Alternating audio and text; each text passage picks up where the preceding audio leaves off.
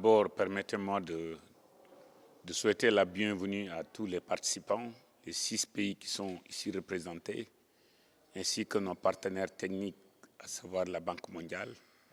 Ce projet régional d'appui du pastoralisme au Sahel est devenu plus qu'une priorité, c'est devenu un devoir.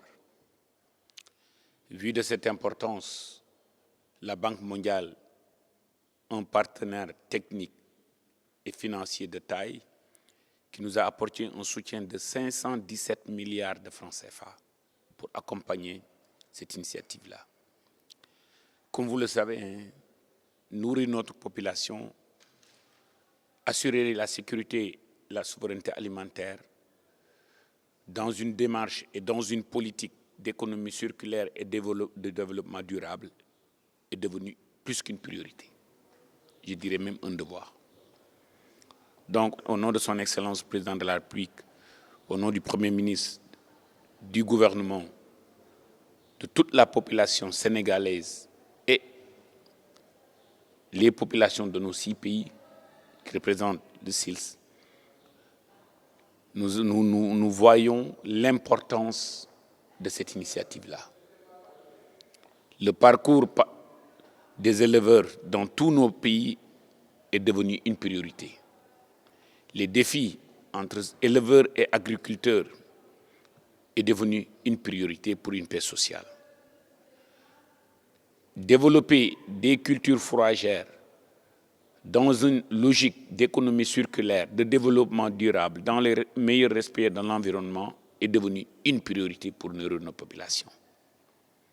Quand je prends un petit exemple comme le Sénégal, seulement sur le secteur du lait, nous importons plus de 100 millions d'euros, l'équivalent de 65 à 67 milliards de francs CFA, et une bonne partie de cette production de lait peut être fournie par les éleveurs, les petits éleveurs, je dirais même, dans nos pays.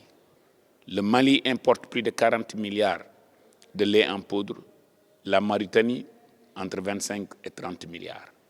Cela montre que le pastoralisme, les petits éleveurs doivent être et vont être au cours de nos politiques. Et cette initiative du PRAPS 2, les priorités et le professionnalisme que j'ai vu aujourd'hui manifestent l'intérêt ultime des politiques d'élevage dans nos pays. À la suite des discussions que nous allons avoir avec l'ensemble des participants, il y a des gestionnaires de projets, il y a des OP, il y a les équipes de projet PRAPS.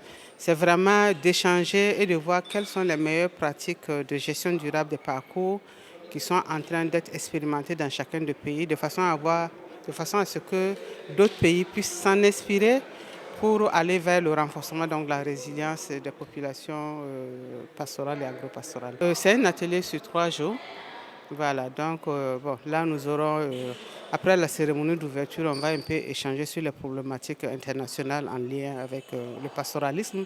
Vous savez que l'année 2016 a été décrétée par les Nations Unies comme l'année internationale, l'année 2026, voilà, comme année internationale des parcours et des passeurs. Donc nous organisons en tout cas des événements qui puissent permettre d'alimenter la réflexion pour améliorer la résilience de cette population cible, à savoir les passeurs et agro-passeurs.